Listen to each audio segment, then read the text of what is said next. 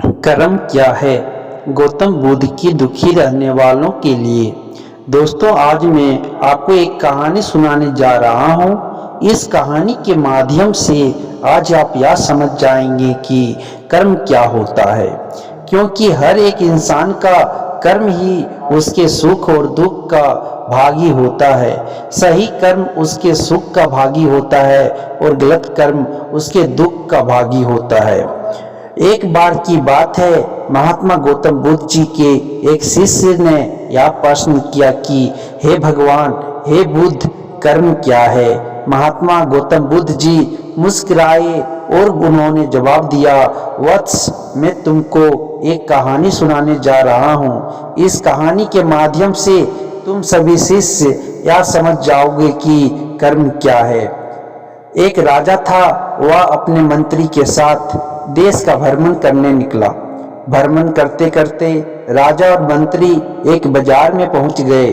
उस बाजार में राजा का ध्यान एक दुकानदार के ऊपर गया। उस दुकानदार को देखते ही राजा के मन में ना जाने क्यों यह विचार आया कि मैं इस दुकानदार को कल फांसी की सजा दे दूं। यह बात राजा ने अपने मंत्री को बताया। मंत्री कुछ बोले उससे पहले राजा उस दुकानदार के दुकान के सामने से आगे निकल चुके थे और दूसरी बातें करने लगे। मंत्री बहुत ही चिंतित हो गया। यह बात समझ नहीं पा रहा था कि दुकानदार की गलती क्या है। दुकानदार से बिना कुछ बात किए, बिना कुछ सोचे समझे महाराज ऐसा फैसला लेने के बारे में क्यों सोच रहे हैं। राजा और मंत्री भ्रमण करने के बाद राज दरबार वापस चले गए। मंत्री को रात भर नींद नहीं आई।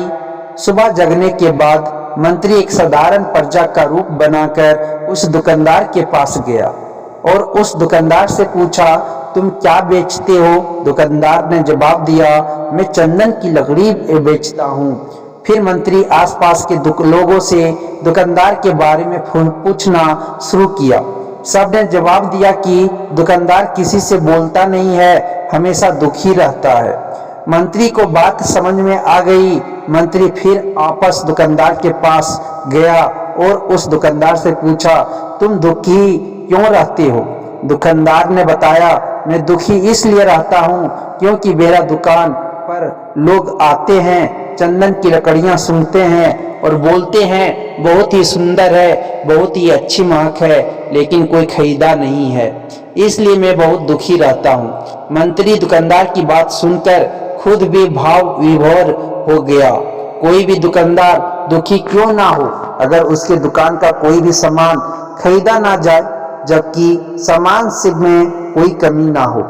मंत्री सोचने लगा कि यह दुकानदार अपने दुखों की वजह से इतना दुखी रहता है, परंतु आज राजा इस दुकानदार को फांसी पर क्यों लटकाना चाहते हैं।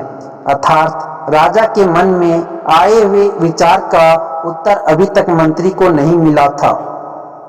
मंत्री ने फिर दुकानदार से पूछा, भाई, तब तुम क्या करोगे अगर तुम्हारी दुकान की सारी चंदन की लकड़ियां ऐसे ही रखी रह जाएंगी तो।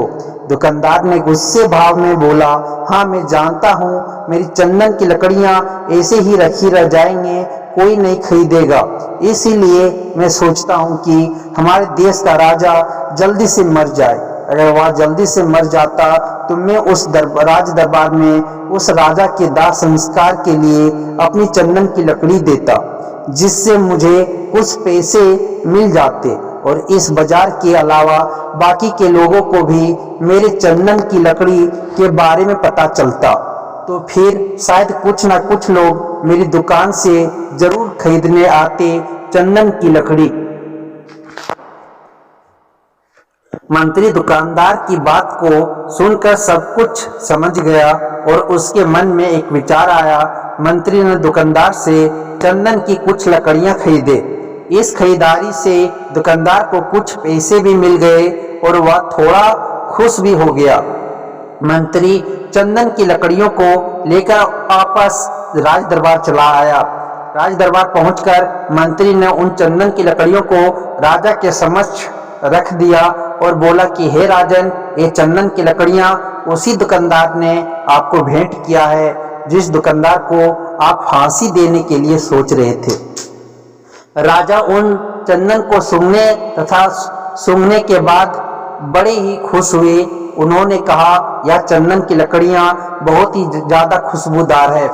दुकानदार के इस अनोखे भेंट से राजा बहुत खुश हुए और मंत्री को कुछ स्वर्ण मुद्राएं दिए तथा बोले, जाओ उस दुकानदार को ये स्वर्ण मुद्राएं इनाम में देना और बोलना कि आज के बाद महल में जब कभी भी चंदन की लकड़ी की जरूरत पड़ेगी तब तुम्हारे दुकान से ही चंदन की लकड़ी ली जाएगी।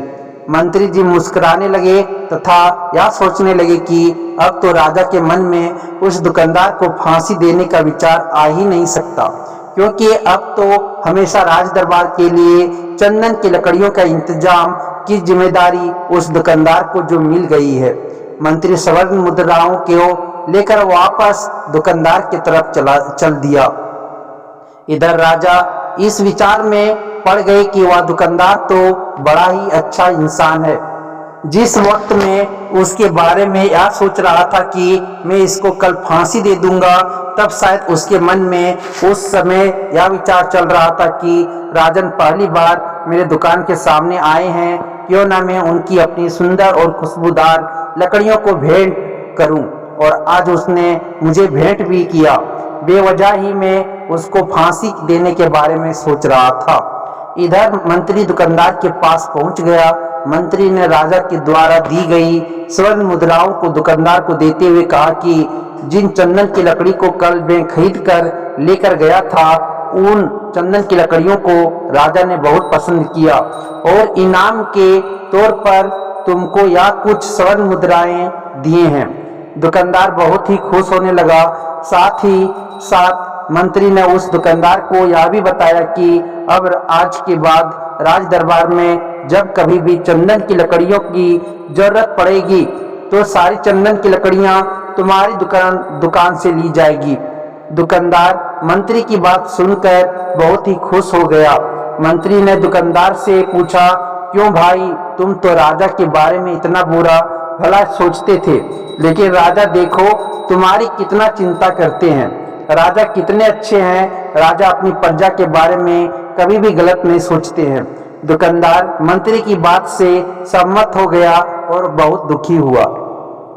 दुकानदार मंत्री से बोला, मैं कितना गलत सोचता था राजा के बारे में। राजा तो बड़े ही अच्छे हैं, बड़े ही भले राजा हैं। भगवान करे कि राजा की बहुत ही लंबी आयु हो। यह बात सुनकर मंत्री भी बहुत खुश हुआ।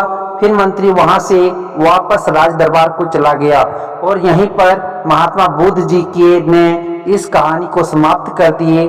फिर अपने शिष्यों से उन्होंने पूछा कि अब बताओ कि कर्म क्या है। किसी शिष्य ने कहा कर्म बोले हुए शब्द है, किसी शिष्य ने कहा कर्म वाणी है, तो किसी ने कहा कर्म सोच है, तो किसी ने कहा कर्म भावना है, वगैरह वगैरह। अपने सारे शिष्यों का जवाब सुनने के बाद महात्मा गौतम बुद्ध जी ने बताया कि कर्म हर एक इंसान की खुद के विचार होते हैं। हमारे विचार जैसे रहेंगे हम वैसे ही कर्म करेंगे और उन्हीं विचारों के द्वारा की हुई कर्म हमारे सुख और दुख के लिए उत्तरदायी होंगे। अर्थात हमारे विचार अगर गलत है तो हमारे द्वारा की हुई कर्म भी गलत होगी तथा इसका परिणाम भी गलत निकलेगा। परिणाम स्वरूप हम दुखी रहेंगे। अगर हमारे विचार सही रहेंगे तो हम सही कर्म करेंगे। सही कर्म करेंगे तो फिर सही फल मिलेगा, जिससे हम सुखी रहेंगे। इस कहानी से हमने यह सीखा कि अगर हमारे विचार सही रहेंगे, निष्पाप रहेंगे, तो उन्हीं निष्पाप और सही सोच की वजह से ली गई हर फैसला सही होगा। जब सही फैसला लेंगे तब वह हमारे द्वारा की हुई सही कर्म होगी।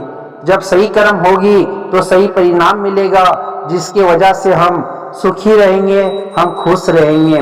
तथा इसी जगह पर अगर हमारे विचार गलत रहेंगे तो हमारे द्वारा ली गई फैसला भी गलत होगी और किया गया कर्म भी गलत होगा, जिसे दुष्कर्म कहा जाता है। और उन्हें दुष्कर्म की वजह से परिणाम भी गलत मिलेगा। जब दुष्परिणाम मिलेगा तब हम दुखी रहेंगे और परेशान रहेंगे। कर्म का मंत्र, सही कर्म सुख देगा, दुष्कर्म दुख देगा। तो दोस्तों ये कहानी कैसी लगी आप हमें कमेंट करके बताएं। अगर ये कहानी आपको अच्छी लगी हो तो अपने दोस्तों के साथ अवश्य शेयर करें और कमेंट बॉक्स में ओम बुधाय नमो नमः जरूर लिखें। धन्यवाद।